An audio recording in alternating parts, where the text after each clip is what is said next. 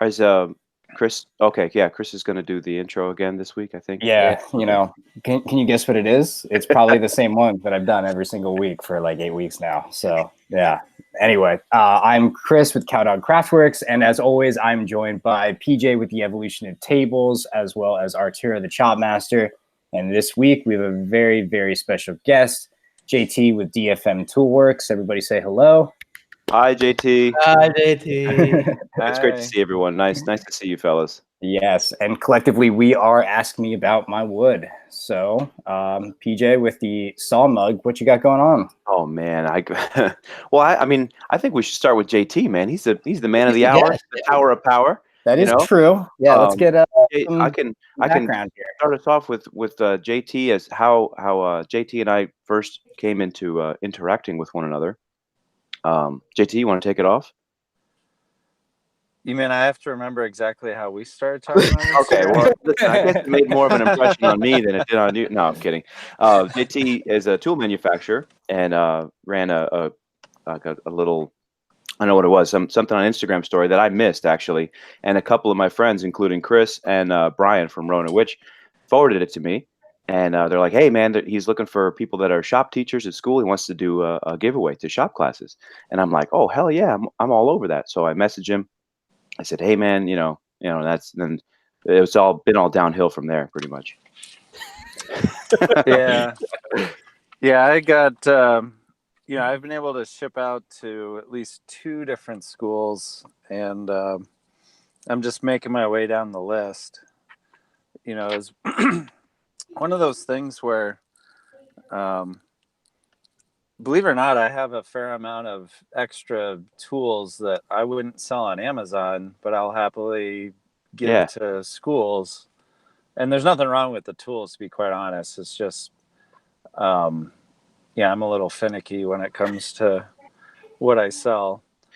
Um, but yeah, so, and then do we hop into something else or? Well, I mean, Yeah, man, JT, give us a little background about who you are, where you're from, and what you're Sure, doing with DFM. Sure, I'll try to keep it quick. So I started in manufacturing right out of college, and so I'm an engineer by trade. I built cars for 5 years at a little place called Toyota, where I traveled around the United States and Canada, where my job was to help start the new models. So when I say a new model, it just means like, Toyota would tweak what the Camry looks like, or they'd tweak what the RX 350 looks like. Okay. So again, I was the guy that built equipment to build the cars. And then I did industrial robotics and automation and warehouse and distribution. So you can think of the technology that Amazon and other large distribution companies use to do e-commerce. And then I went back into manufacturing and did defense contracting, where we were doing water and fuel systems for the 3 different armed services. Nice. And then about 3 years ago, I decided it was time for me to work for myself. And so I became a consultant for manufacturers with a focus on automation. So you can think of robotics, something called Internet of Things, which just, in my opinion, just means we put cell phones on all of our machines so that they can call us whenever, whenever they have a problem, right? So, and then about, October of 2017 is when I started doing a little thing called a wooden grilled scraper. So I was listening to podcasts about e-commerce, and then I downloaded some tools that would help me estimate the volumes of different products. Mm-hmm. And I saw these wooden grill scrapers that look like, little miniature paddles, and decided that I had access to a CNC router called a ShopBot. So it's like a Hey, like I have. yeah, it's bigger. I mean, I don't know which model you have, but the one that we have is the 4x8. Oh no, I have the 5x12, which is like 5x14 or something like that. Holy cow, even bigger. Yeah. Go big, go home, man. Yeah. Might as well. Yeah. So anyway, you can imagine how many little scrapers you could make on one of those things. So yeah. So I cranked out a bunch of those and then sold them for Christmas time. And but that was kind of a letdown because in February I didn't sell any. Holiday rush and that's it. Yeah. No one's buying it for Valentine's Day. So then I went back to consulting, but what was funny is when I posted Instagram, I had all these woodworkers come out and tell me what a good job I did, which I thought was funny because I'm like, y'all aren't going to buy my stuff, but yeah, we're just here for moral support. We're not actually going to buy anything. Like, oh, great job, buddy. Hey, I started a Patreon. Who are you? Like, oops. So anyway, I started doing more research around woodworking because I got so intrigued with how, I don't want to say cohesive, but it's definitely its own little space. Yeah, it's very community centric. Yeah. Yeah. So anyway, I decided that woodworking tools would be a great place for me to get into e-commerce, simply because I didn't think there were enough options for woodworkers that wanted to buy tools made in the United States. Agreed. So, and then, me personally, I want to employ as many people as I can here in my own community. Okay. So, when I was working at that defense contractor, I employed between 80 and 150 people on the south side of Chicago. Wow, man. That's awesome. That's awesome. Yeah. Well, when we unfortunately were in a lot of different wars overseas, that meant it was good business for that defense company. Mm-hmm. And then after spending cuts and a few other things, and thankfully we withdrew from a couple major things, at least for the troops, I should say. I don't know about your geopolitical. Sure. Those drawdowns in turn also meant we had to draw down our own workforce. I'm not necessarily looking to build a defense company ever again, but what I would say is, it taught me a lot about the value of work in a community. We were basically employing a lot of people that if they didn't have those jobs would be going back to the gangs that they came from. Yeah. So that's a huge responsibility, man. Like to be in charge of that many people, not in charge of that many people, but like responsible for their livelihood. Like you're their employer. That's a huge deal. Yeah, it's a lot of pressure. Yeah, it's a lot of pressure. Laying people off is probably one of the hardest things I've done professionally. Yeah, man, I can imagine. But yeah, so I am, thankfully got two different people working with me right now. One at about 30 hours a week, and the other is an intern that's doing about 16 to 20 hours a week. Okay. And then what I like to also think about, though, too, is everything I'm buying is made in the United States. So, when I'm buying all that steel, I like to think that I've employed somebody for maybe 15 minutes in a steel mill. Yes. Yeah, you paid a little bit of the salary. You paid a little bit of the light bill in the steel mill. Yeah, exactly. And then, well, you don't know, but what I would say is that I hate using that phrase, but I say it all the time. But anyway, so that's kind of the 10-minute story on how this company came about. Is I want to still continue my career in manufacturing. I want to help people here in Chicago, but my grand plans are for potentially factories elsewhere in the United States. I am not necessarily married to Chicago for life. So, once my daughter graduates high school, I'm pretty sure I'm not going to live here forever. But Okay. Where would we'll you think see. about moving to? Me personally, I would love to live in Colorado. Okay. Before she was born, I used to go skiing all the time, Oh man, yeah. and they have sun most of the year. Yeah. So if you look at Denver, they supposedly have sun close to 300 days of the year. Yeah. I don't know if I believe that until I live there, but yeah, I would love to live in California, but I don't agree with their taxation system. So It is brutal. As a former California resident, I can tell you that it is absolutely brutal. Yeah.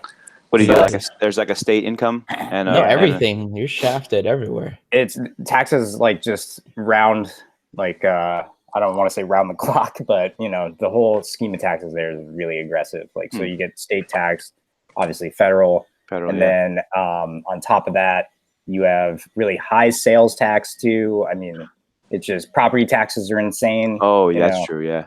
Because like here in Florida, like we don't have state income tax, but we have pretty high property taxes, and that's kind of where they sort of recoup that. You know? That's it's like the a dealer idea. fee. Yeah, that's what it is. But over there, it's just like everything. So, it's, everything. That's high. It's high. It's pretty low here compared to like Cali. Oh yeah. Like- I remember my parents were actually looking when I was living out there and going to law school to potentially buy a house there. And I mean, everything, even 30, 40 miles from the beach was still like pushing $1 million. I mean, as far as real estate's concerned, that's in the San Diego area. I mean, there are other areas, like if you go way far east, like almost to Arizona, where you're basically in the desert, and it gets a little more affordable over there. But yeah, it's rough out there. I thought about like Utah, or I remember when I was like about to leave home to go to college, I was like, you know what, screw this. I want to go like away. I want to go move to Arizona, something like that. Just like start over, and then here I am still in South Florida.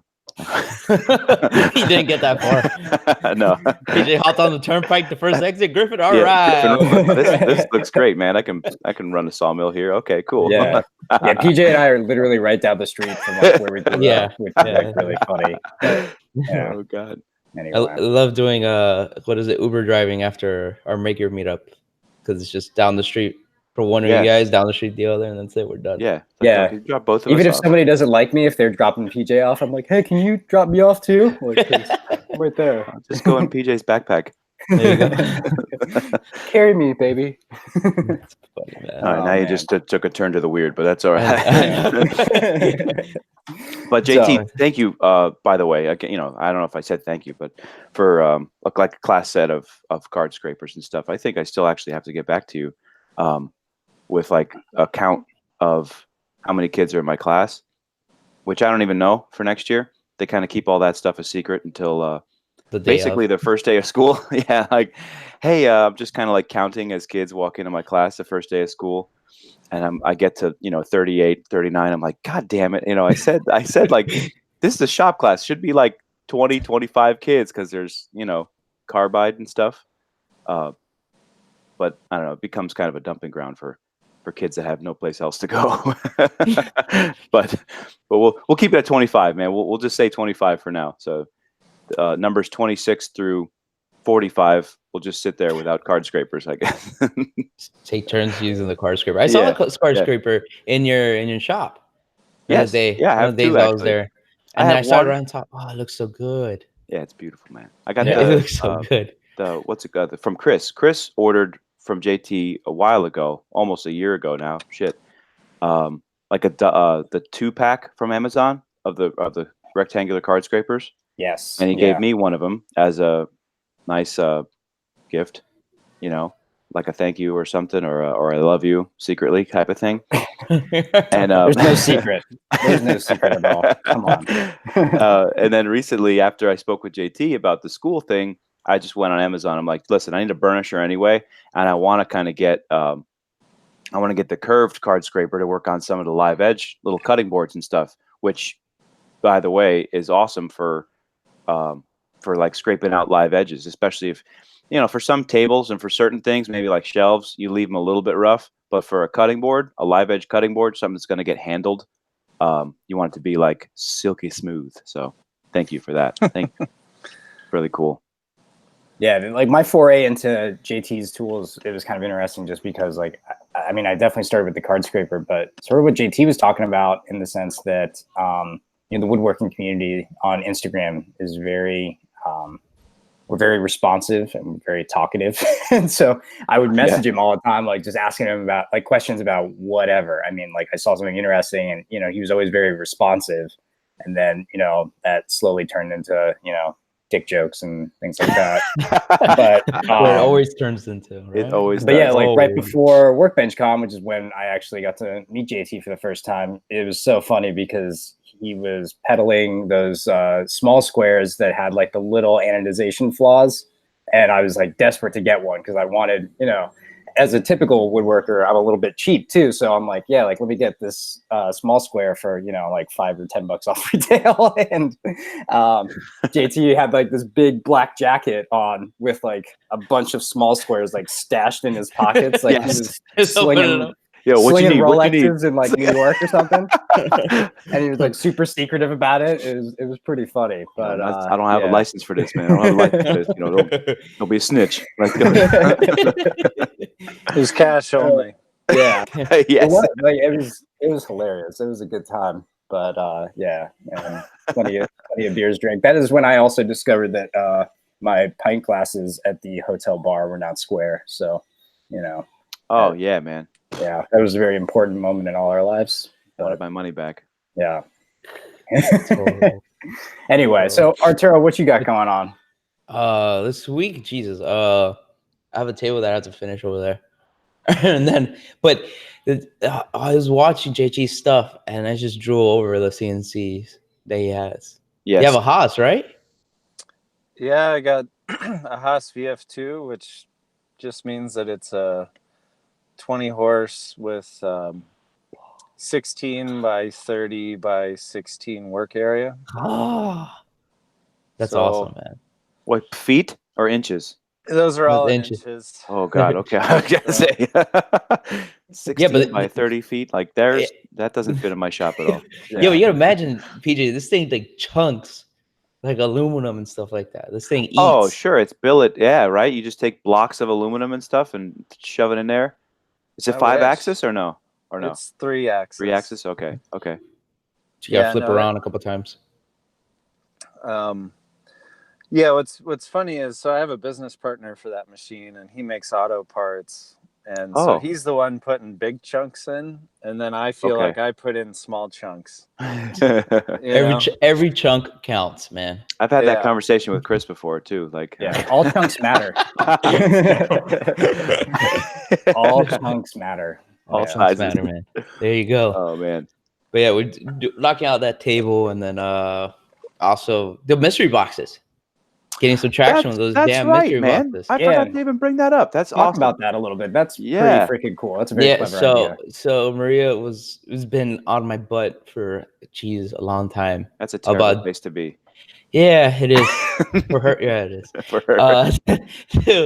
To do these mystery boxes, because I mean I have a ton of scrap, and I used to do craft shows and all that, and so I have a bunch of like excess stuff that doesn't really sell that much since I don't sell on Etsy. It was more like the Etsy products. Mm-hmm. And then she was like, dude, we can do a mystery box. They don't have a mystery box for woodworking at all. So then I was like, okay, cool. Yeah, sure. And then I go about my day and I forget. But then like last week, she was like really on me. She's like, we got to do it. So that I started making a few sample boxes. Yeah. So explain to everybody what exactly the mystery box is, though. So the mystery box, it's like every other mystery box that you can order. It's a monthly subscription, and you get, your money's worth of items, usually more. we try to give more. Definitely obviously. more. Yes, definitely. We try more. to give more.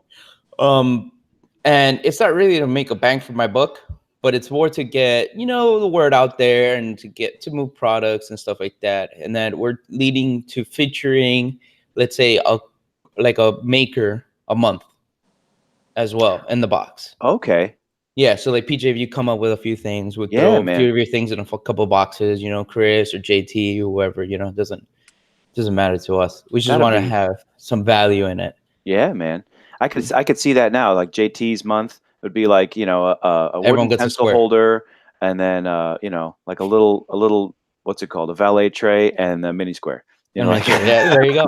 But it works out. It works out good because the other one that she wants to do, she's like a maker's box. Yes. So like it will either have maker items, like squares and stuff like that, Mhm. or it will actually have like a mini little challenge to assemble something with what's provided in the box. Yeah, and then it could become like an IG Builders Challenge type of thing. Right. where you Something every month.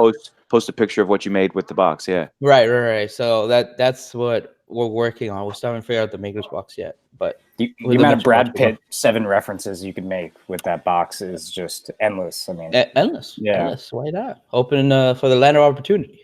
yes. Brad- So Brad Pitt. Brad You've Pitt, never yeah. seen 7, PJ, where Gwyneth Paltrow's head is in the box? Spoiler alert.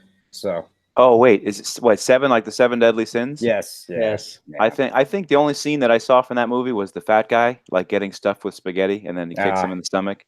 That's terrible. That's my worst nightmare actually. Like every time I eat spaghetti, I'm like, don't be that guy. Don't be Oh that God! guy. Like, PJ's at Louis Bossi's like on a Saturday night crying while he's eating. this is risotto. That shit. gets you every time, man. So yeah, so that's what I'm working on. I know you guys are working on Dusko stuff. Oh God, yes. The shop smells amazing right now. Oh, I could imagine because that little table, the one that you were getting kicked out with, was cedar too. Oh my God. Yeah. Besides that, it smells good. My whole shop looks like green. What do you mean I was getting kicked out with it? The video was because you're picking up like pants. Oh, yeah. You're It looked walking I was out, wearing I'm a digging pair of around with pants. you. Oh. And then my little daughter sees the video. She Yeah. goes, "Oh, look, your friend got kicked out of the house." It's not true though. I still live Yeah, I here. had to tell her. I was like, "No, it's Yeah, not true." he just No, lives in the laundry room now. Let's- That's Yeah, it. Yeah, see? you can tell by the background. He just does laundry all day to pay rent.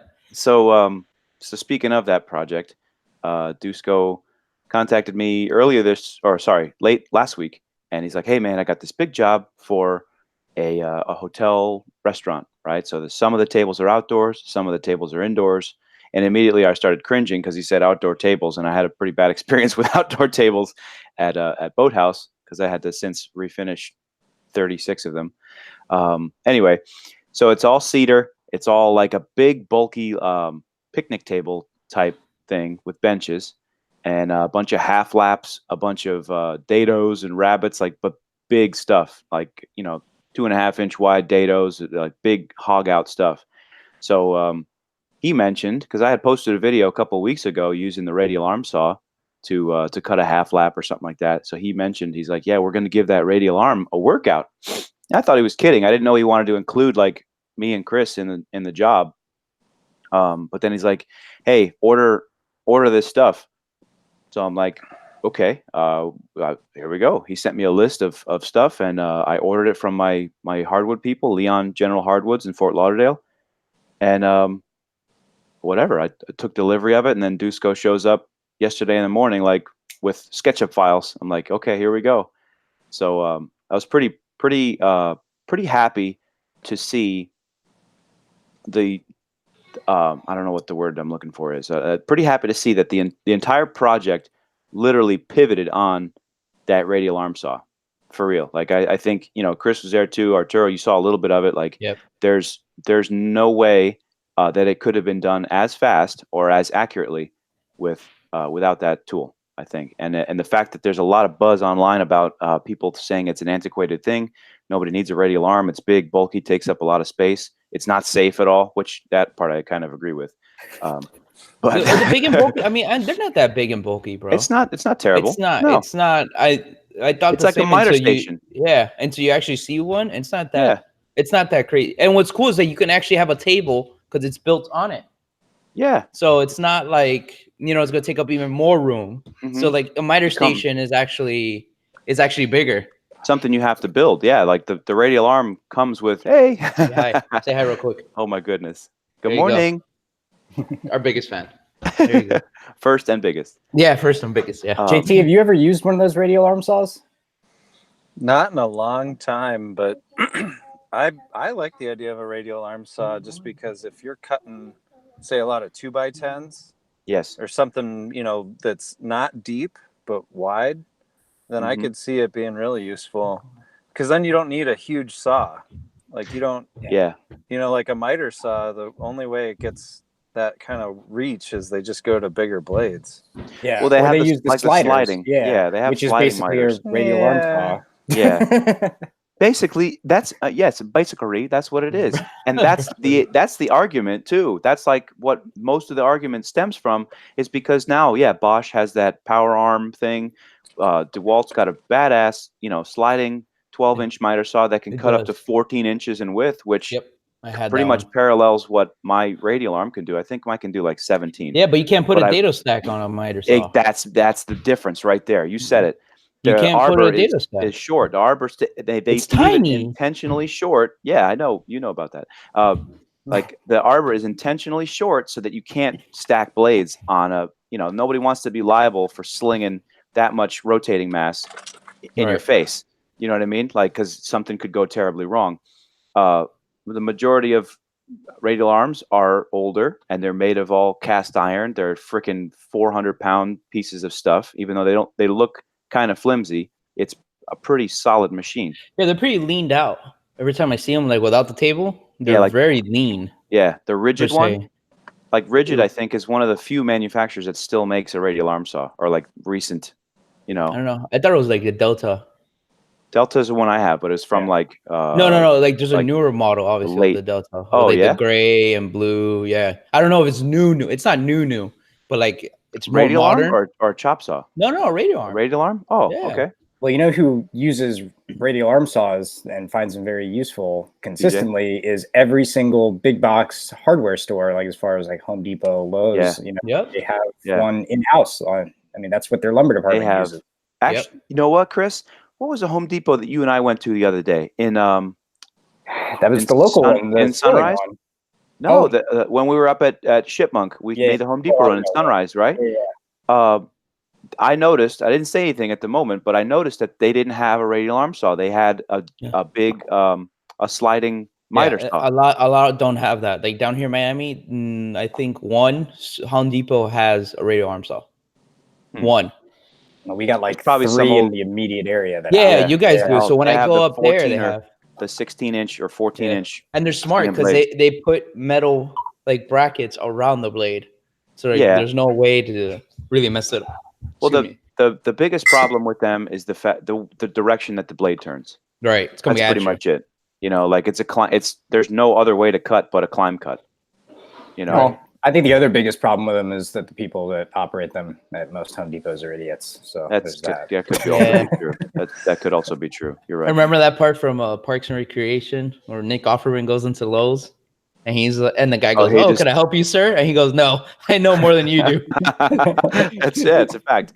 You I'll know? never forget that I'm trying to remember which one of the Home Depots, like in the very immediate vicinity I went to, but I asked them where the drawer slides were, and the guy looked at me like I had 12 heads. Like I was just like, dude, like and I was trying to explain it to him, and I felt like a moron having to You then feel stupid yeah. when you leave explain there. to him what this device is, and I'm like, it's that thing that's on every single drawer that I've ever used in my life. Like it's right here, and you know, I was getting super stressed out about it. But yeah, he eventually did not tell me where it was. In fact, it was some guy that happened to be walking by and overheard the conversation and was like, "Aisle 18." And I'm like, oh, thank you, sir. Like I'm just gonna let you suffer for a little bit, like the mechanic. What sound does the car make? You know, it's making a no. Oh, can you do that again? Hold on. Hey Jerry, come over here. Listen to this guy. I don't know if you guys get this, but I've gotten this a lot lately. Is if I show up to Home Depot all like decked out in shop clothes, and so I've got like the boots on and the shitty jeans, and I just look like trash, then people will tend to ask me questions about where things are in the Home Depot, and Absolutely. like Yep. not ask other like actual staff there. Yeah, and then when I wear an orange shirt, oh Jesus Christ. And orange is my favorite color. And I walk into Home Depot with an orange polo. I'm like, Yeah, you're the manager because it's a polo. You know? yeah, because it's a polo. So you know what you're talking about. You don't even have an apron on. You just know what you're talking about, Yeah, right? this is the guy that. And the funny thing is, usually you do. Usually you're like, oh yeah, that's over there, or that's over there. You memorize the Home Depot by now. I'm here every day anyway, so I might Yeah, as well work. so might as well just help people out. Stand in the front and greet people. Oh man, Come on, JT, being in like that downtown Chicago-ish area, you guys have like different big box stores up there? Like, do you guys have like Menards, or I mean, what's your like go-to up there? So my go-to for now is I have a Home Depot 2 or 3 blocks from my shop. Oh, dude. man, I'm like we're spoiled. drooling. And it's definitely in a poorer part of town, so it's a different Home Depot than say the Home Depot in the downtown area where the square footage is a lot different. So what is interesting about the Home Depots is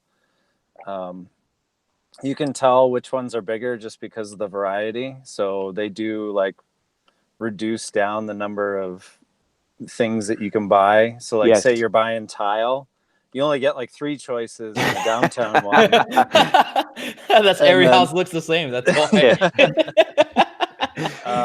And then the weird thing too about my area is there are no Lowe's in the like within 5 miles of downtown, but then there's like a lot of Lowe's in the suburbs, and I have no idea why, but it's just the way it is. So like 6 years ago, I really wanted this particular drill, and only Lowe's sold it. So I like had to venture outside of town to go get it. That's a scary feeling, huh? Well, no, the suburbs, it's not the like the no, it's part. like when I go to Suburbs Home a little bit Depot, different. when I go to Home Depot in Miami, and then go to Home Depot by you guys. Yes, it's like day and night. Yes, it is. Yes, but just to finish that up, Menards is like this Midwest thing for people to understand. It's like a mix of, I don't want to say Walmart, but they do sell food there. So like you can basically go to Menards and go shopping for your family and buy all your shop stuff. Really? Yeah, it's like a mix of Target and Walmart and Home Depot. That's a place I want to be. Yeah, it's and probably the thing that I love about Menards the most though is they have drive-through lumber. What? So they have, yeah. So like that's fantastic. I'm gonna ask my girlfriend's mom to take me to a Menards next week. I'm actually gonna be up in JT's area. Like I'm going to Chicago and then I'm going to Iowa like afterwards. So I've seen it. I didn't even know they had drive-through lumber. I would have just done it. Oh, I gotta do that next road trip. Just drive through Menards. Yeah,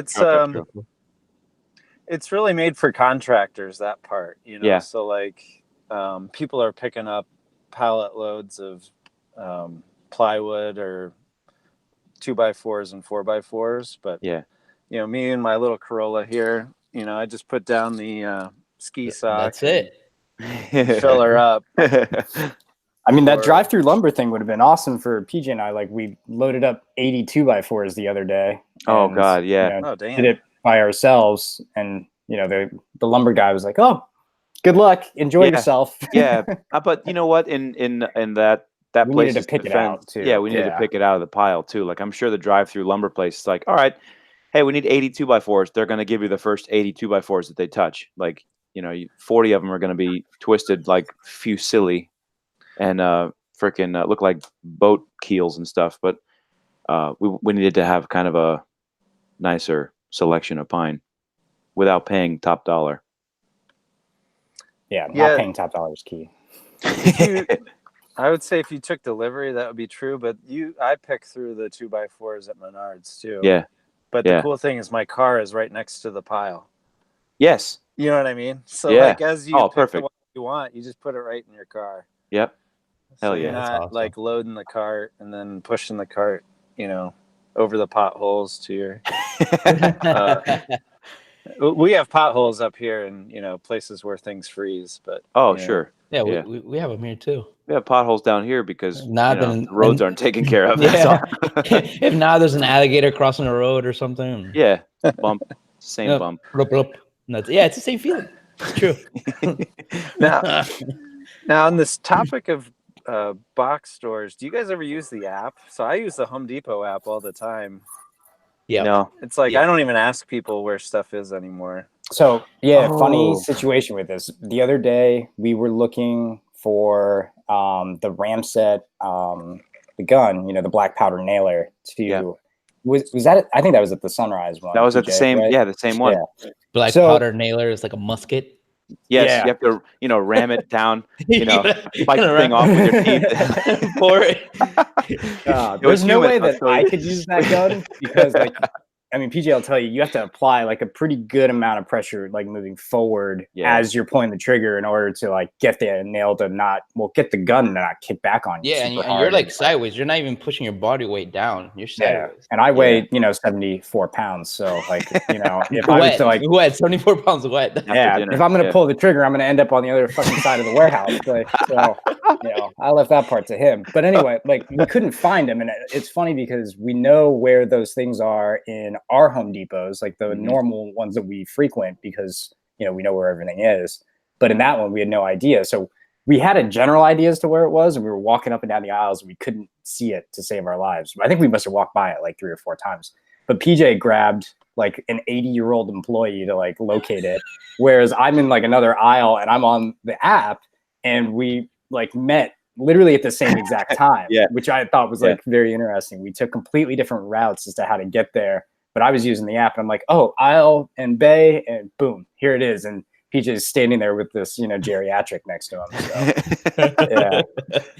And then we went into a dragon lady like that. That's horrible. It's okay. Chris was allowed to say it though. Chris.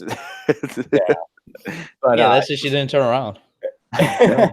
But yeah, so the app does work, and it's very helpful. Yes. And I like the fact that they also have like built-in Wi-Fi at all the places, that public Wi-Fi that they let you use, which I'm sure they're What I just started loading. doing for small things, I just order it online and have them look for it, and I pick it up within the hour anyway. Oh, and you go pick it up like Yeah. like the Walmart grocery thing. You just I order literally online, go you to the pick it front up. and just boop, thanks, bye. Huh. That's Yeah, it. but you know what though? Like, let's say like the other day I went to go get some high gloss lacquer Mhm. for that river table for the whatever. Like, so she like I go down the aisle and all I had left was whatever semi gloss, right? So if you go and you're ordering stuff on the app and waiting for somebody to deliver it out to your car or whatever, if you go to pick it up, how do you know? They cancel it. If it's Oh. not the exact same one, they'll cancel it. Like they have like a little phone thing like this, and they'll find it, go locate it, they scan it, Mhm. and if it doesn't match or anything like that, they won't pick it up. They'll just cancel it. Oh, Yeah, So- it's pretty cool. Yeah, the only So- time I've done that was with my thickness planer. So the thickness planer, they didn't have it on display. It was weird. I remember going to the store and I'm like walking around, and on the app it said that they had it, and I'm like looking around, I'm like, where is it? And I asked somebody, and they're like, oh, and they pointed, and it was in a box that was like sky high, like it was literally on the top, and like It was 'cause only nobody- it was only 6 feet high. Let's be Yeah. honest. It was only But like, I guess because of the fact that it's, I mean, what would you say? Is a thickness planer more like niche item? Like, a lot of folks don't No, have them necessarily. my Home Depot everywhere. They have them everywhere. Like, I mean, and this they have was boxes Oakwood. of them, like Yeah, 3. this was Oakwood, which is a very large big Home one. Depot. Yeah, but they Yeah, had, I mean, Oakwood. they had it, but it was like not out on display on a low level. It was like literally on some other like tier, That's right? weird. And not like actually displayed. But I had to order it, and I was standing in the store. I ordered it on the app and paid for it on the app, and then somebody came by with like a forklift to bring it down and then bring it over to me at the online checkout kind of station or whatever that thing is called. So That's the way you had to do it. You couldn't just buy it. Yeah, usually There? you could buy it. Just tell them to bring it down. You're buying it. yeah, no, I had to actually order it like on my 'Cause phone while I was standing in. I've done that in before. Home I'm Depot. like, bring it down. The Cuban man wants it down. Bring it, and they'll bring it down. They're like, Bring it to wait, me. you gotta wait like 20 minutes. So like the old Cuban guy finds a young Cuban guy, and then they bring it down. It's a mission, bro. My people's a mission. And then they're serving pork outside, like they're. But with You all know that being what? said, one of my favorite things though is that JT sells his shit on Amazon and it Yes. shows up at my door in 2 days, There you and go. Yeah, I don't have to even set foot in a store. It's just there immediately, and it's glorious. So yeah, shout out to Amazon. Yeah, I'm buying a lot of my office supplies on Amazon now too. Like I don't I don't go anywhere. I buy stuff on Amazon and a place called McMaster. Oh, Ooh, okay. McMaster has everything. McMaster Yeah. car, yes. And I'm super spoiled because they deliver. If I order before 10 in the morning, most of the stuff will show up by 1 or 2 o'clock in the afternoon. Whoa. Yeah, because it's right next. It's down the street. Yeah. It's close to you. Oh yeah. Yeah, it's about 30 minutes. Yeah. And the only reason I get that kind of service, though, is I'm pretty sure my shop must be close to their route to serve somebody way bigger. Because when I used to work elsewhere in Chicago, I wouldn't get that kind of service. But we so you must probably be have to like, just drop it off. yeah, we must be like 5 minutes from some bigger company that they, run their milk run every day at 1 or 2 o'clock in the afternoon. Well, maybe they follow you on Instagram and they just want to keep you happy. You Oh know? yeah. Or they're just big fans. They want to Yeah. support what you do. You know? But yeah, McMaster, I think for woodworking is something that people should check out if they're listening and haven't everything. heard of it before. For everything. I thought it was Especially just for for like router fasteners. bits. Oh, No, they have everything, dude. really? Yeah, it's Yeah, they're pretty cool. They're pretty cool with everything they have, and they're usually but they ship pretty quickly too. Anyways, yeah, they've got a warehouse in Jersey, so they can get up and down the East Coast in certainly Mhm. 2 days. yeah, it's 2 or 3 days from them. So and they have everything, like all the little items. Like I need the Wow. same thing for my CNC, like a little bearing for one of the V wheels, so I can ride it on the rails, and 2 days. And then you They can have everything. they're very particular what you need. So like instead of Amazon selling you the whole V wheel, they will sell you the bearing inside and everything. Just Acme separate. threaded rods. Look at you. Wow. Yeah. So Yeah. speaking of small items, though, I have to get some sort of context. JT, the small carpenter square. Why? Yeah. Like, I'm just so like Why? it's cool, and I'm like, but I'm just trying to wrap my head around like I guess was there a People have demand? been Like were asking people? for it? Yeah. Yeah, and so excuse me. So part of the reason it's that size is for the type of aluminum I'm using, which is 6061, which is the same as the small square. I wouldn't go any bigger in that type of aluminum. So if I were to offer you like an 8-inch square, I would have to go to a much more expensive aluminum. Mm. So for me, this is kind of my progression in aluminum tools. I want to master this before I Take the next big leap. take the next one. And quite honestly, and geez, in the next size, I would probably go to a steel square. So Okay. that's gonna be more expensive. Yeah, it's like those and- Swanson speed squares are 6 inches. I'm pretty sure, right? That's standard. And those are steel. 6 or yeah, and that's cast, I think. Yeah, that's cast. And then a lot of the speed squares that are made out of aluminum that size are extruded.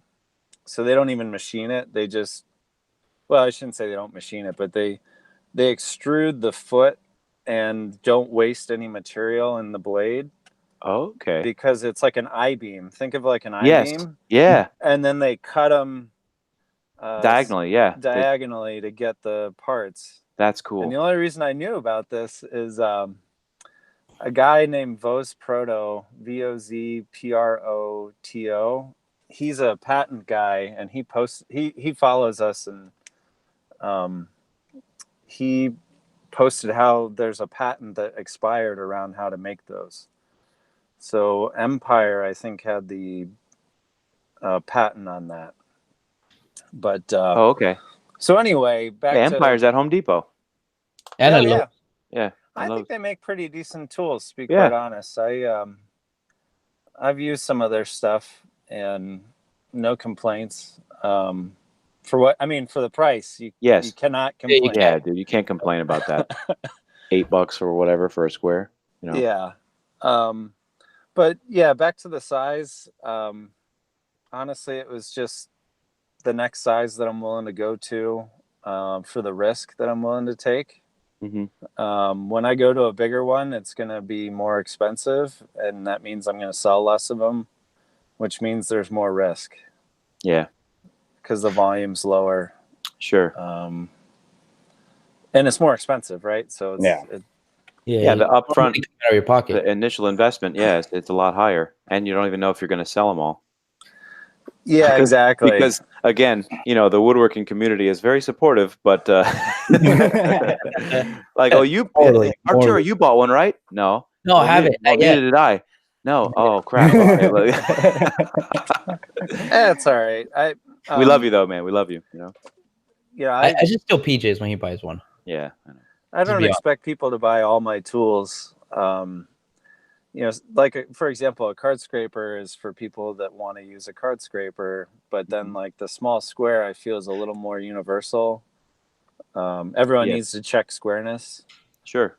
But even then, it's small, right? So it's kind of worthless if you're trying to measure squareness on a big piece.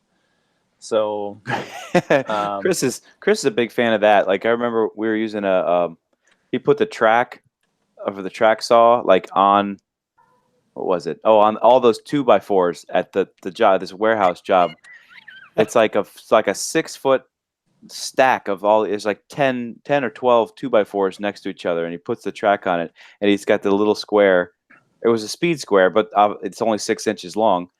So he puts it, he like slaps it up there in the corner, like, yep, square. I'm like, dude, like, look very closely, like that one, 0.5 millimeter, like translates to 1/4 inch down there, like.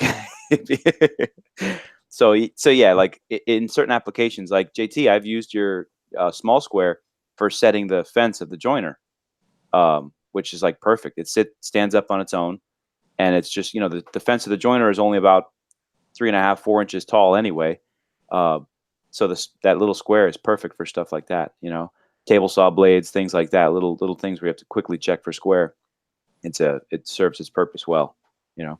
The one thing I thought was like super clever with the small carpenter square is that how you integrated the pins from the small square too into the design to get those common angles. That's pretty freaking sweet. That's cool. Yeah, the only reason I really like that is, it's a fixed angle, so you can't accidentally move it while you're marking. Mm-hmm. Like as long as you hold the square up against the workpiece properly, you're not trying to eyeball it. Yeah. Like it's pretty much where it needs to be. Yeah, as long as you're pressing up against those pins, it's accurate. It's definitely, I would argue, it's more accurate than you eyeballing it. Let's put it that way. Of course. Because it's and I don't want to get on a soapbox for accuracy in this podcast, but I think I will at some point try to put together some sort of video explaining usable accuracy versus like marketing accuracy. So a brief example would be in my small carpenter square, I'm suggesting people use a 0.9 millimeter pencil lead because thinner leads will break off. Yeah. And where I'm going with this is that's 35 thousandths of an inch. That's the width of that tip. And people are asking me if my square is plus minus 1 thousandths. So I'm like, dude, you're drawing a pencil line that's 35 thousandths thick. Yeah. So if it's off by 1/1000th either You're not way, even gonna see like, it. well, You're no, not you gonna. can't possibly tell me that your pencil is always going to be perfectly that thickness either. Yeah, or that when you make the cut, you're going to cut like directly in the center of that 35 thousandths thick line, or Yeah. 10,000 off the center or whatever. Like it Right. doesn't matter. That's relative dimension. That kind of comes into So anyway, experience. but you get what I'm driving at, which is, if we take it a step further, though, my holes that I'm offering are 63 thousandths wide. They're 1/16th of an inch holes. Hmm. If I were to shrink those holes down so that the pencil was always plus or minus 1 thou, you wouldn't want to use my tool because you'd have a pain in the butt just to get the pencil in and out. Like it Yeah. would stick in the hole every time. Yeah. So that's where I'm not a big fan of I'm not trying to push accuracy as the reason you should buy my tool. I would say you should buy it for consistency. So Yes. it'll be consistent. So once you start using it, you'll learn which side of the hole you should favor for the way you do your job. Yes. I like I don't know that. if that makes any sense. It does. Dude, that makes perfect sense. Yeah. So It comes down. Yeah. Everybody uses tools differently, man. So you Right, learn so- to use the tool, and you make it pretty easy to use it. Right, but so again, that's what all I'm saying is I get a lot of comments about, is it plus minus some number? And I'm thinking to myself, I don't think people understand that probably in woodworking 1/64th is good enough. Like if you Yes. can eyeball, Yeah. if you could, so 1/128 is 7 or 8 thousandths. Okay. And if you've ever looked at a 64th scale ruler, it's already starting to It's blur. yeah. That's a lot to Like- take in. A lot of lines. Yeah, I've hit Yeah. like 64s in calculations sometimes, and I'm like, oh, like now I have to deal with this fucking decimal. Like, you're dividing it into like thirds sometimes. It's a nightmare. Yeah. Yeah. So like I said, I think at some point I'll try to come up with like a woodworker's Guide. general dimensioning and tolerancing. So Yes. in machining, we call it GD&T, geometric dimensioning and tolerancing, where, we're trying to focus on thousandths or tenths of thousandths. But also there are times when, quite honestly, so like when I'm cutting my stock, I cut it to 1/8 of an inch. And the reason for that is my saw blade can't stay straight to 1/1000th of an inch by even like ever possible, right? I got you. So Yeah. like as I'm sawing down through my aluminum, Mm-hmm. the blade starts to wander as it's cutting through the material because it's a flexible blade. It Sure. can't, I mean, I would have to cut so slow for it to stay square. Yes. So for speed purposes, I cut my stuff plus minus, well, always plus. Well, plus, yeah. Plus minus 0 plus 1/8 of an inch. And so I just machine that away, right? Mhm. That's just part of the business. Yeah, you always have some, like, because I do a little bit similar, so you just have that little bit of waste always, but it makes your life 10 times easier by doing. Yeah, you can't glue it back on, right? No, but you can take it off. Yeah. So anyway, like I said, I wanted to just throw out there that I would like people to think about what they actually need and not what marketing tells them Yes. they should need. Yes. I agree, man. So, It's I very wonder- interesting that you bring this up too, especially that idea of consistency versus accuracy, because I feel like one of the, I guess, hot tips right now that I've been hearing a lot is using the same tape measure throughout an entire job and not varying different tape measures. Yes. And that's been, absolutely. I probably now heard it from like 4 or 5 people, so I guess like somebody's aggregating the content, right, at this point. But really what they're showing is like, hey, like the little clip on the end might have a little play in it or something like that. And if you're using one tape measure as to the next, then you're going to get, potentially some pretty large variances. So, just be consistent, right? Like don't, the accuracy of that tape measure is really not even important at that point. It's just make sure that you're cutting on the number that you're supposed to be cutting with one. That With the way, same one. Yeah. yeah. We gotta remember that tip too, that little gap that it has is so you can offset the blade. Like you can take into the cut into consideration. Well, no, that's why the tip actually moves in and out the actual thickness No, of no, the no. tip. Oh god. Like the thickness of the gauge of the metal of that tip is the actual amount of play in the tip. Not the thickness. No, there's a gap. Speaking about using the same tape measure, like on one of my, I think it's a Stanley or something like that tape measure, there's a gap from where that starts to where the actual tape measure starts. And it's actually an eighth, so you can calculate the width of the blade into your measurement. I don't think that's true, man. I think it's like if you take I tried it. I read it somewhere. If I'm taking a measurement literally like for the inside of a cabinet for the length of a shelf, so I'm going inside wall to inside wall. Right. That I'm pushing the tape against the inside wall of the cabinet, so I'm pushing it in. Then if I want to measure for the face frame, I'm hooking it on the outside, and so the thing slips out that little 1/16 of an inch, so I'm getting an outside measurement. That's why it moves, Look, I'm telling you. Okay. And they move in different. I'm gonna bring I'll bring you two. I have a DeWalt one and I have that Stanley one, and that Stanley one does it. It pulls out even larger, and it's literally, if I go to the table saw blade, it fits right over it. And that's where it starts. I think you need to buy a new tape measure, to be honest. What's wrong with that? We need to put a timestamp on this discussion and have people chime in the comments. Yeah, really. why not? Yeah, no, for real, because I'd like to hear what other people have to say, their own tape measure stories, It was funny too, because I thought about this yesterday when Dusko had his fast cap tape measure. I hate that thing. I can't stand looking at that thing. And like you said something by accident, and I was like, "Oh, I'm blinded." PJ said something about like, he's like, I just need my Stanley, and like part of me, like deep in my heart, was like, yeah, get that shit out of here. For real, JT, you need to start making tape measures, man. Come on. Yeah. No, that's big money right there. Just use like a bandsaw blade. It's the same steel, right? Like the Sure.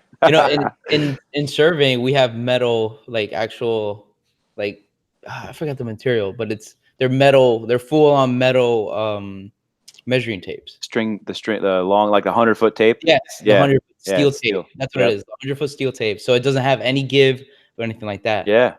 Like you don't have to deal with what we were just talking about, the other tape measure. You hold it. You don't need to be measuring to 16ths or 64ths. We use it for surveying and engineering. Yeah, you put the loop around a piece of rebar and you walk 100 feet away. You know what I would highly recommend? I bought this back when I was doing warehouse and distribution stuff. Is one of those Bosch or Leica laser. Oh yes, yeah, those things are and awesome. I like one, dude. Yes, yeah, I like a Disto. We have those are. Assuming you have a target, so you just throw a piece of paper in front of that rebar. Yes, that is like way more accurate using a laser. Yeah, and I think mine's good to like a 32nd of an inch. What do you have, a Leica or a Bosch? Oh wow, I've got a Bosch right now. Yeah, Bosch are pretty good. The Leica I had to give back when I left that job, but the Bosch I bought on my own. Yeah, the Bosch higher end ones are really good. Because I compared to our Leica ones, the Leica ones are 1,000 and something. Yeah, they're crazy expensive. We have 2 or 3 of those. And we have one that takes pictures too, while you're lasering, so you know where you're actually pointing at. Oh, okay. Oh, nice. Man, you're pointing out to a distance, and you have no idea what. Yeah.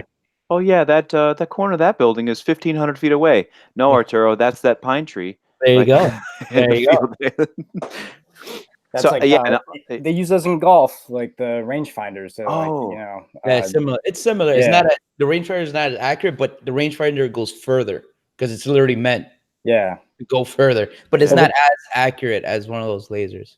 And what's funny about that's yes and no, because they make certain ones that are crazy accurate, and then they make ones. Well, they've started. I can't remember when they started doing this, but they have these little like prism kind of things that they started putting on flag sticks. specifically for the laser to like hit, so that way you know that you're getting it. But it's funny because you'll be standing at like a 200-300 yard long hole, and somebody will be like, "Oh yeah, like it's 180 yards," and I'm like, "Nah, dude, like you're hitting that like Yeah, you're hitting something else. yeah, you're hitting that raccoon that's crossing the fairway. You're not actually So there again, perfect example of it's 105 yards and 3 inches, but good luck fucking hitting the ball that well. Yeah. Yeah. Yeah, exactly. Like, You know what I mean? this thing is off by 6 feet. Like, Uh-huh. it didn't Yeah. really make that much of a difference, pal. Just keep your eye on the hole. Yeah, exactly. It's like if you didn't hit the ground like 6 inches before the ball, you would have actually it would have mattered. Yeah. Right, but that there again, all I'm saying is your golf game to that level of accuracy. Exactly. So yeah, ask that to the people that are commenting on your stuff. Listen, is your woodworking within 1,000th, pal? All right. Otherwise, leave me alone. Buy my Is square. that you have wood movement in play. Yes, exactly. I'm That sorry. too, dude. I'm sorry, dude. And I have surveying and engineering background. I've done it for my whole life. My dad does it. We all do it. And Arturo's only 14 years old. But exactly. And I'm like, I listen to people, and it gets frustrating because I'm like, but it's like what JT said. There's a usable, room for error, a little bit of usable tolerance. And then you have wood movement in play. I'm like, dude, come on. Like, come on. It's like we do when we do building layouts and we get to the end. Like we did an Amazon building actually down over here in Opelika. That's a 1/4 mile long, exactly a 1/4 mile long. And then that's a big ass building, man. Dude, it is massive. So I understand what JT is saying about the robotics inside and all that. It's super cool because they have scanners, they have their lasers, and they scan barcodes, and it's like that. Boom, boom, boom, boom, hundreds of boxes. It's awesome. Yeah. It's really, really cool. But then you have usable tolerance. So when you get to the end and you have, dude, a 1/2 inch, it's like it's negligible. And a 1/2 inch and a 1/4 mile. Yeah. You'll never see that. Yeah. You'll never see that, man. So it goes back to the usable tolerance. And then once you have wood movement in play, there's no, Come on, dude. Wood Whisperer had coined a term a while ago called relative dimensioning, and it's like, all right, this rail is supposed to be 16 and 5/16 long.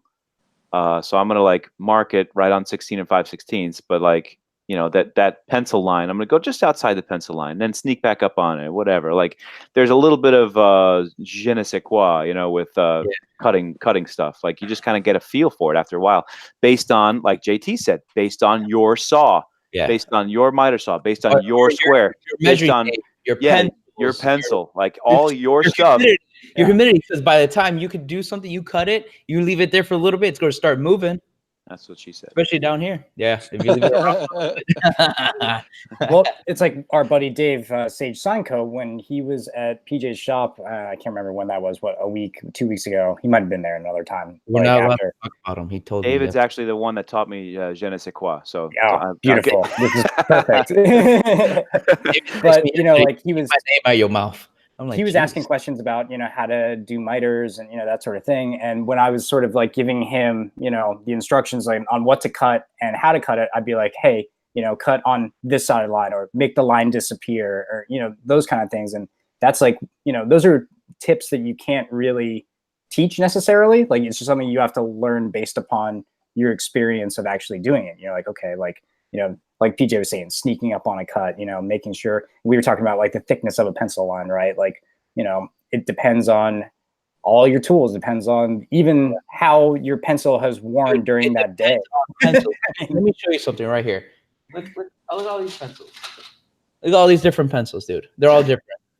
This looks like an infomercial. Like they're all different. Look at this. Yeah.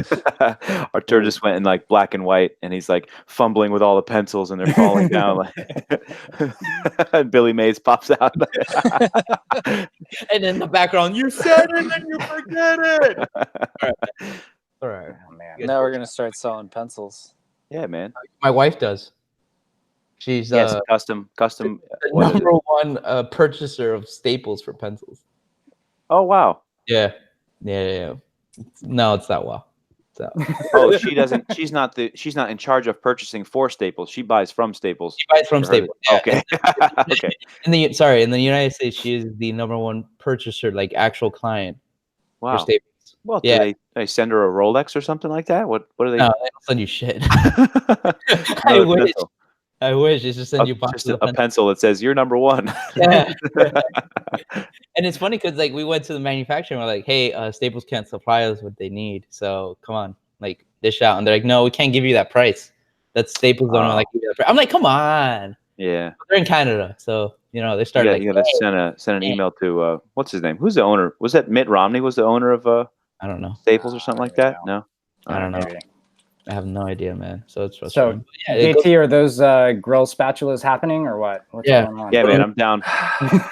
You know, is it? Well, I guess for you guys down in Florida, it's not too late. it's never too late. Never too late to grill, man. What are you talking about? Yeah. Grill for Christmas. Yeah, we grill. Really, I put a pig in a grill and we grill it for Christmas. We grill all year long here. Yeah.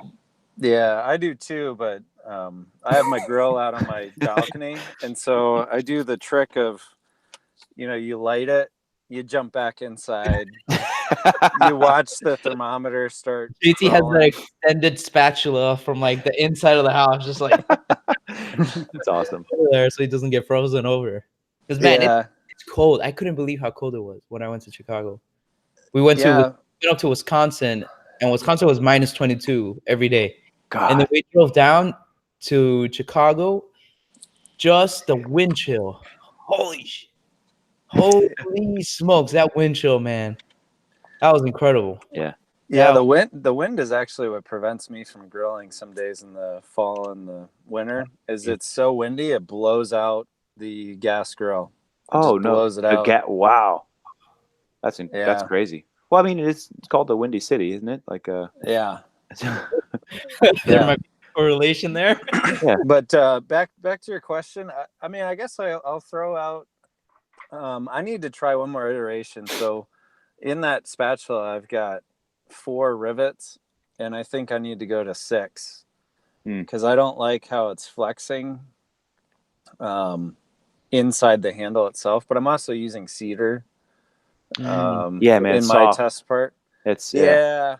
So, but I may want to upgrade the thickness too. So right now the material I think is 70 thousandths thick, which is some number. And then, 1C. yeah, PJ's And laughing then- at me because he knows I'm like holding it in right now. Trying to make a tease joke, but I think I might go to I might go like 30 or 40% thicker.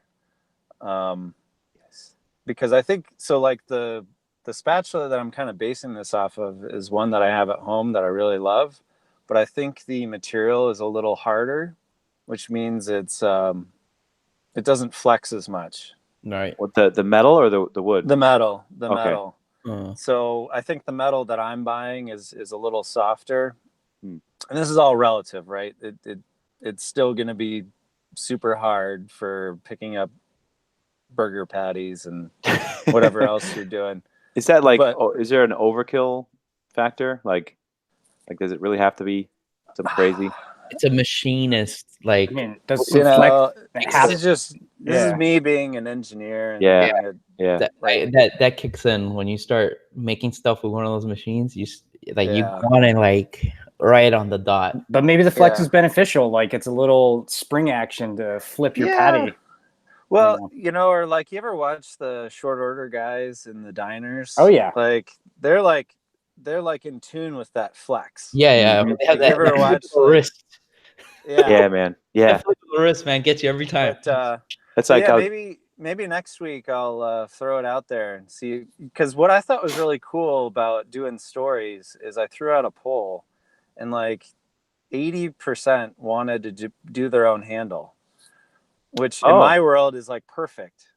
yeah. I'm like, You I don't want to do wanna wood the stuff. woodworking. Yeah. Yeah, man. It just makes a mess in my place. I'm already cutting foam and that makes a mess. Oh It's- gosh. And it's static, so it sticks to everything. Yeah. Yeah. Oh, Yeah. I So hate it. So anyway, I would be looking to provide the spatula steel with the rivets. Oh, And dude. then- Yes.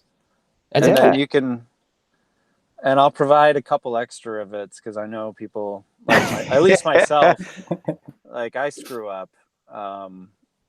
and I supposedly know what I'm doing. But yeah, no, I guess I'll try to get that out. You guys can That'd be cool, man. hold me accountable through DMs and harass me. We will. But yeah, I was like, crap, it's after July 4th because that, you know, Yeah, meaning that's the big- delivery. Yeah. Yeah. But hopefully Whatever, people, man. You know, July 4th is not the only day that people grill, you know? So, Yeah. yeah. No, I know. It's just the you know, so like because I used to sell grill scrapers, the volume definitely starts to drop in late July, early August, and okay. then, but for Instagram, it shouldn't matter. Y'all are hopefully hardcore grillers. Oh, yeah. You'll keep grilling in October, maybe. I Yeah. literally use my grill probably 3 times a week. At Yeah, least. I use my hibachi a lot. I love it.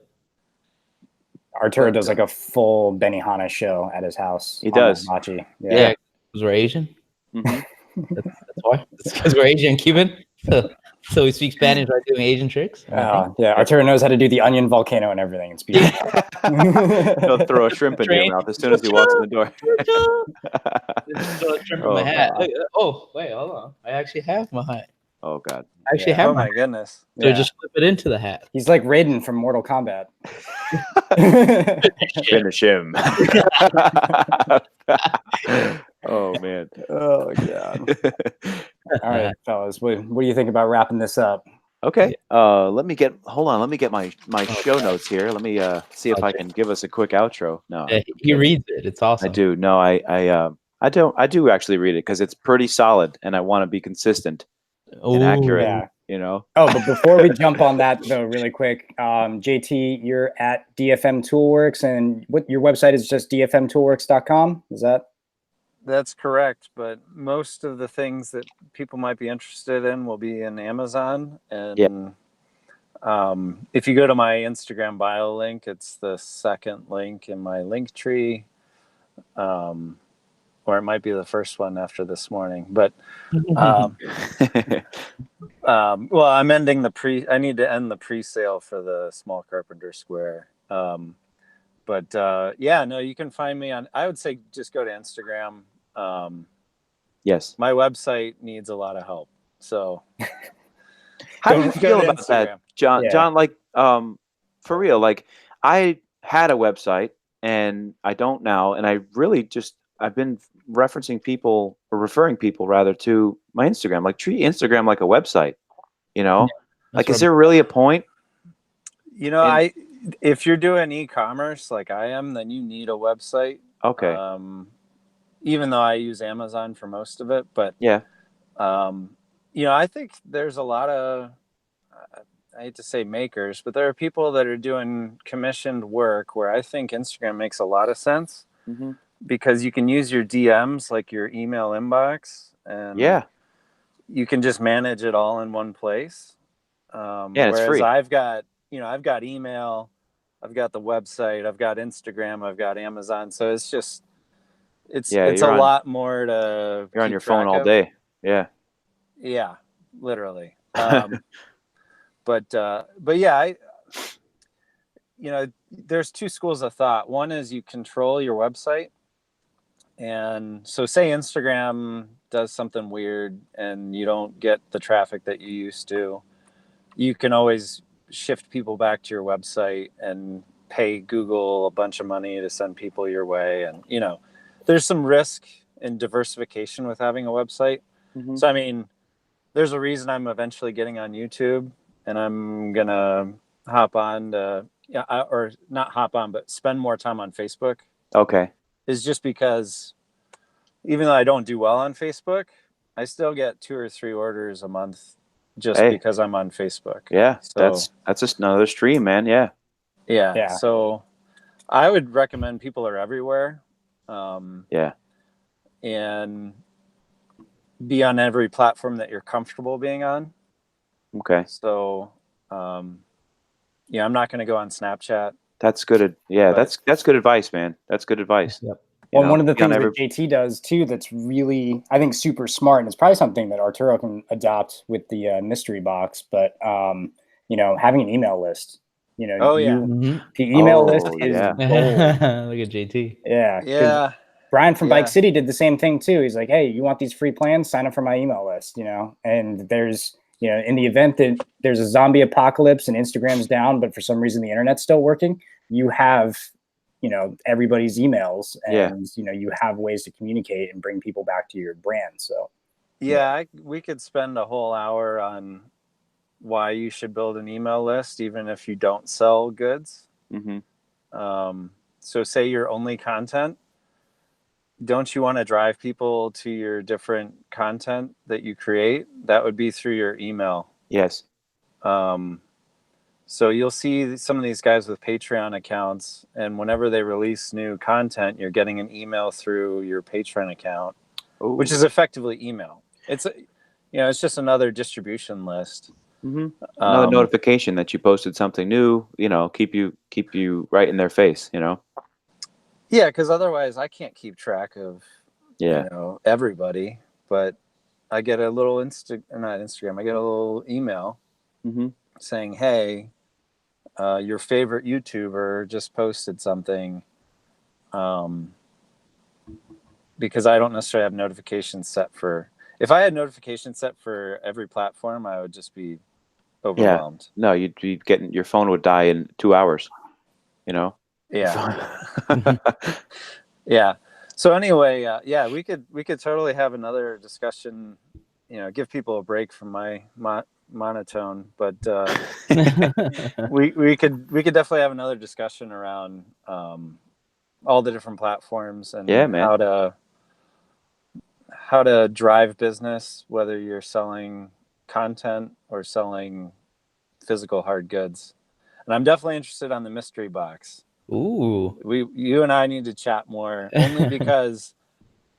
So a brief aside, my brother works for BarkBox, which is that monthly subscription for Yeah. dogs. And if you could build a subscription box service of any kind to whatever niche that you want to focus on, I think it's a great idea. Just because then you'll have bigger companies come to you because you have that address list and you Yes. have access to people's homes, basically. Yeah. So whatever goes in that box. So for example, BarkBox used to have dog treats where they didn't pay for any of it. Really? Right? Like Purina and all these other people. Oh, they just want to get give their out samples. stuff. Yeah. Exactly. They Get it out they there. just want to get it out there.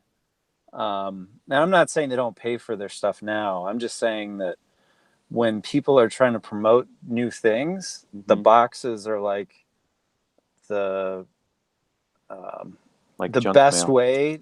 Well, it's the best way to get more expensive things. So like think of like makeup, right? Like ladies buy these $80 whatever not lipsticks, but I can't even describe it. These different lotions and stuff. And so they won't necessarily go to Macy's anymore, right? And get accosted by like 20 Everybody different that's makeup ladies. there. Yeah. But they can get a little box and try all this stuff, and once they like it, they order it online, right? Yeah, So my that girlfriend gets one of those. Yeah, it's called a Ipsy box for her. Oh, The yeah, one an that Ipsy she box, gets. yeah. Yeah, and like it's literally a small sampling of different kinds of makeup, eyeshadow, lip color, whatever, right? And she does the same exact thing. And actually, I guess some of the samples are even like really high quality, high end stuff. And she looks forward to her box coming in every single month. Like she's actually kind of crazy about it. Yeah, my wife was like, look, and then all you do is you refer them back to your website and they buy the actual item on your website. Yep. That's how it works, man. Oh, yeah, we got to talk more, man. All right, man.